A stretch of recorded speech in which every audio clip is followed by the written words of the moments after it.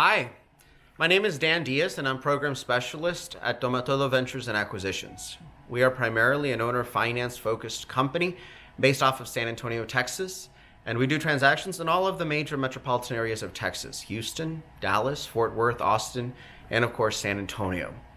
What this video is going to cover is the basic points that you are to go through in the IPC, the initial phone consultation. The IPC, or the initial phone consultation, is what we use to educate owner finance buyers on how our approval process works, what to expect, the cost, the terms, the interest rate, as well as answer every imaginable question they could have. Now, it's important to note that terms and conditions are subject to change without notice, and you should communicate that to the buyer from the beginning. In addition to that, it's important to let the buyer know that the call is being recorded. The general structure of this call is breaking it down into three main components: the approval, the mortgage, and the costs. And as you go through each section, you want to make sure that the following points are covered. During the approval part, you're going to talk about the fact that most transactions can be done if the buyer brings 16 to 20% total cash to close. That includes the down payment, closing cost, and every imaginable penny they are expected to bring to the transaction.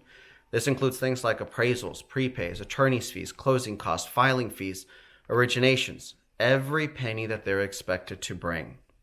Secondly, during the approval, you're going to cover the fact that we do have to verify their ability to make payments. We want them to succeed. This is done by an RMLO, calculated by the minimum payments that appear on their credit report. Third, we do make sure that they are good payers and they have a history of being good payers. When it comes to our transactions, we are not credit score focused, meaning we don't really care exactly what their credit score is, but we want to know why they have bad credit, if they have bad credit. If the reason they have bad credit is simply because of an isolated incident in the past and their credit score simply hasn't caught up, that's probably going to be okay. For example, if in the near past they went through death, divorce, disease, deployment, they had a job loss, but now they're good payers, then we'll probably be able to work with them. On the other hand, if they're bad payers today, we might not be able to work with them. This verification of good payer history is done by the RMLO, and it is verified by any collections or late payments on the credit report. The second part of the conversation is the mortgage, the actual debt. During this part of the conversation, you're going to cover the fact that all of our mortgages come with up to 30 years to pay.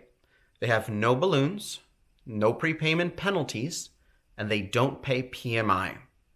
At this point, it'll be good to let them know what a balloon is, perhaps, and how it benefits them, the fact that we don't have balloons. In addition to that, it's important to let them know how the fact that our mortgages have no prepayment penalties can save them thousands of dollars over the long run.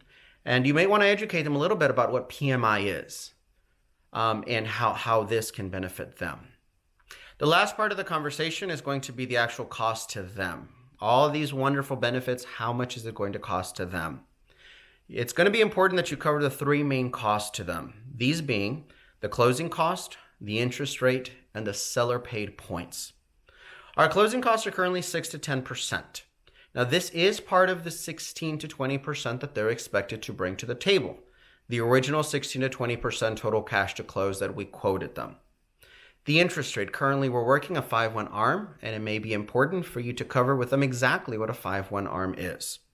Finally, the third cost is something that the seller will pay, seller paid points. Currently, we have a requirement of 5 seller paid points. At this time, it may be a good idea for you to let them know exactly what a point is. And the fact that it is seller paid means that the seller will have to contribute it at closing. Now, you might want to let the buyer know at this point also that if they believe it increases their chances to seal the deal or win the house, the buyer is allowed to offer up to 5% over asking price, if necessary. That is their decision.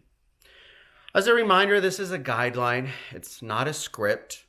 We want you to use natural language and adhere strictly to each section, but it is important that you hit every point.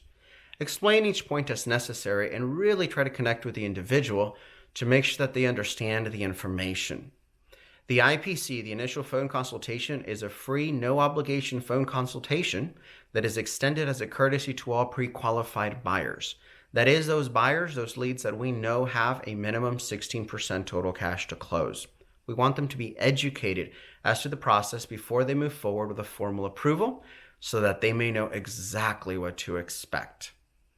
In the second video, you're going to receive a sample phone conversation so that you can see how this script and this guidelines can be suited to a real world conversation. Thank you so much. You have a great day.